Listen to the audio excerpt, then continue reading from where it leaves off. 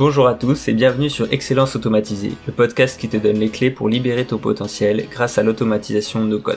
Je suis Clément et dans chaque épisode, je t'accompagne dans ta quête d'efficacité et de succès. Imagine pouvoir gagner du temps, optimiser tes processus et te concentrer sur l'essentiel, tout ça grâce aux outils no-code. Voici ce que tu vas découvrir dans ce podcast, des conseils pratiques pour mettre en place des automatisations efficaces et adaptées à tes besoins, des moments de réflexion sur le développement personnel pour te permettre de grandir et d'évoluer dans ton parcours. Nous irons ensemble plus loin en brisant les barrières techniques et en te donnant les outils pour bâtir un processus automatisé à la fois. Alors, prêt à emprunter la voie de l'excellence automatisée, joins-toi à moi pour un voyage enrichissant où tu trouveras non seulement des conseils pratiques, mais aussi une communauté qui partage tes ambitions. Découvrons ensemble le pouvoir de l'automatisation.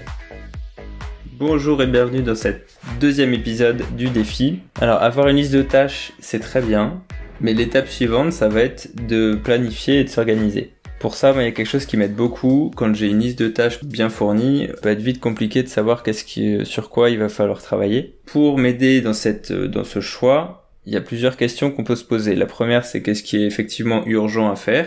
Mais ensuite, la question suivante, ça va être de se dire qu'est-ce que dans ma liste j'ai besoin de faire pour être fier de moi ce soir.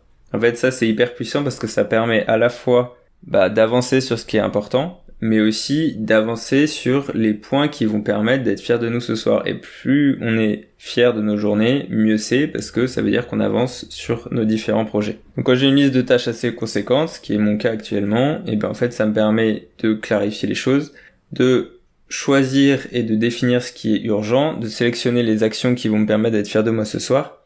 Le troisième moyen, c'est de choisir 3 priorités pour la journée. Ça veut pas dire que vous ferez rien d'autre, mais ce qui compte, c'est de se dire, si j'ai fait ces 3 trucs, au moins, je peux être fier de moi et j'ai réussi ma journée. Et c'est ce que je vais faire ensuite. Et pour aller plus loin là-dessus, j'ai mis en place une automatisation également. Au début de l'année, je m'étais fait un truc un peu compliqué où j'avais créé plusieurs calendriers sur Google Agenda pour réunir toutes mes tâches, etc. Finalement, j'ai laissé tomber ces 10 calendriers différents et au lieu de ça, j'en ai créé un deuxième. Donc il y a le principal avec mon adresse mail et il y en a un deuxième que j'ai créé pour les tâches clients, donc les tâches que je peux avoir à faire dans mon travail. Et comme je suis mes tâches sur Notion, dans Notion, je vais noter les tâches que j'ai à faire. Et lorsque je vais les planifier, donc je vais me dire je les fais à tel moment, à tel jour, ça va alimenter Google Agenda. Et l'avantage de ça que je voyais, c'est que ça me permet à la fois de suivre mes tâches dans Notion avec des statuts à faire en cours terminés, et en même temps, en début de journée, de voir dans Google Agenda ce que j'ai à faire, et de pouvoir appliquer directement et faire ce que j'ai prévu de faire. Donc la difficulté dans tout ça, c'est donc ce que je vous disais au début, de sélectionner les actions qui sont nécessaires et après de ne pas réfléchir à ce que j'ai envie ou pas de faire, mais faire ce que vous avez prévu. En fait, on va avoir 2 casquettes dans ces conditions-là. Une casquette de planificateur qui va permettre d'organiser sa journée et sa semaine. Et une fois que l'organisation est faite, si vous la remettez en question, vous n'allez pas avancer, vous allez rester sur la réflexion, sur comment je fais, etc. Donc ce qui va être intéressant là, c'est d'enlever la casquette de planificateur et de celui qui se pose des questions et mettre la casquette de producteur, de celui qui va agir pour terminer les tâches. Et comme ça permet un peu de scinder les choses et surtout de rester concentré ensuite sur ce qu'il y a à faire.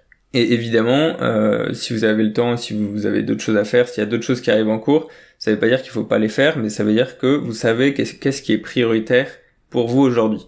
Et ça a pas de prix parce qu'en fait, quand on sait clairement ce qu'on a à faire, quand on a un objectif clair, quand on a des actions claires, c'est beaucoup plus facile à la fois de les planifier, mais aussi de les réaliser parce qu'on sait où on va et on sait quand est-ce qu'on a terminé une action. Donc il s'agit du deuxième épisode du défi 30 jours de podcast. Abonnez-vous pour recevoir les prochains.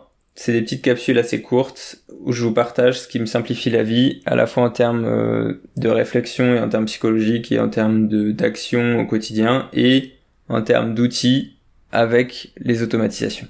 Bonne journée, à la prochaine.